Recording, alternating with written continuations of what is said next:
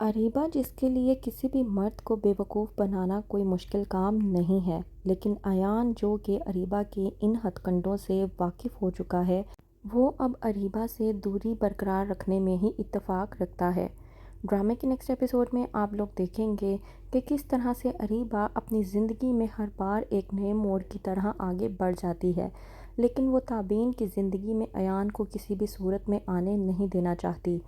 अरीबा, जिसका कहना ये है कि वो किसी भी सूरत में ताबीन और अयान को एक नहीं होने देगी। इस बात पर नौरीन अरीबा को बेहद समझाने की कोशिश करती है और कहती है कि बस कर दो अरीबा, तुम अपनी ज़िंदगी में आगे बढ़ चुकी हो, ताबीन को भी अपनी ज़िंदगी में खुश रहने दो। अयान और ताबीन शादी कर रहे हैं, इसे तुम्हें लेकर कोई भी मतलब नहीं होना चाहिए। लेकिन अरीबा, जो कि नौरीन से कहती है कि मैं किसी भी सूरत अयान और ताबीन को एक साथ नहीं देख सकती, मैंने पहले भी इन दोनों को अलग किया था और मैं अब भी इन दोनों को अलग करके ही रहूँगी। नौरीन, जो कि कहती है कि बस कर दो, कहीं ऐसा ना हो कि अयान के चक्कर में तुम हारून को भी अपने हाथ से गंवा दो। तुम ही कह रही थी ना कि तुम हारून को पसंद करने लगी हो और उससे शादी करके एक नई ज़िंदगी बसर करना चाहती हो, तो हारून के बारे में सोचो और उसके साथ अपनी ज़िंदगी गुजारने के बारे में सोचो। कहीं ऐसा ना हो कि वो भी तुम्हारे हाथ से निकल जाए। अरीबा, जो कि कहती है नौरीन से कि ऐसा कुछ नहीं होने वाला, हारून मुझे छोड़कर कहीं पर भी जाने वाला नहीं है, वो मेरी मुट्ठी में है और मेरी मुट्ठी में ही रहेगा। वहीं पर दूसरी तरफ अदनान, जो कि अरीबा से ये कहकर जा चुका है कि वो इस्लामाबाद जा रहा है, तब तक वो अपनी माँ के घर पर रेस्ट करे और वो इस्लामाबाद से अपने तमाम तर कामों को निपटा आएगा।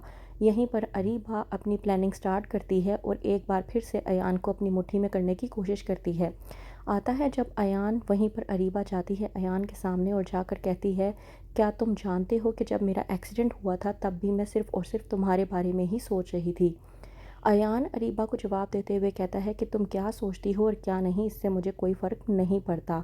तुम अपनी ज़िंदगी में क्या करती हो, इससे भी मुझे कोई फ़र्क नहीं पड़ता। मुझे फ़र्क पड़ता है तो सिर्फ़ इस चीज़ से कि ताबीन मेरी ज़िंदगी में खुश है या नहीं, और तुम मेरी ज़िंदगी से दूर रहो तो ही तुम्हारे लिए बेहतर होगा।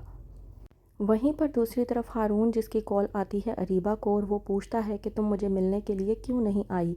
अरीबा कहती है हारून से कि मैं तुम्हें बताना भूल गई थी कि कल मेरा एक्सीडेंट हुआ था, जिसकी वजह से मेरी तुमसे बात नहीं हो पाई। हारून, जो कि पूछता है अरीबा से कि अब तुम्हारी तबीयत कैसी है, तुमने मुझे बताया क्यों नहीं। वहीं पर कहती है अरीबा कि मेरे घर वाले मेरे साथ मौजूद थे, जिसकी वजह से मैं तुम्हारी कॉल रिसीव नहीं कर पाई और ना ही तुम्हें बता पाई हूँ। वैसे भी डॉक्टर ने मुझे रेस्ट करने को कहा है, मेरी तबीयत थोड़ी सी ठीक होती है मैं तुमसे खुद मिलने के लिए आऊँगी। वहीं पर हारून अरीबा से कहता है कि ठीक है, मैं तुम्हारा इंतज़ार करूँगा।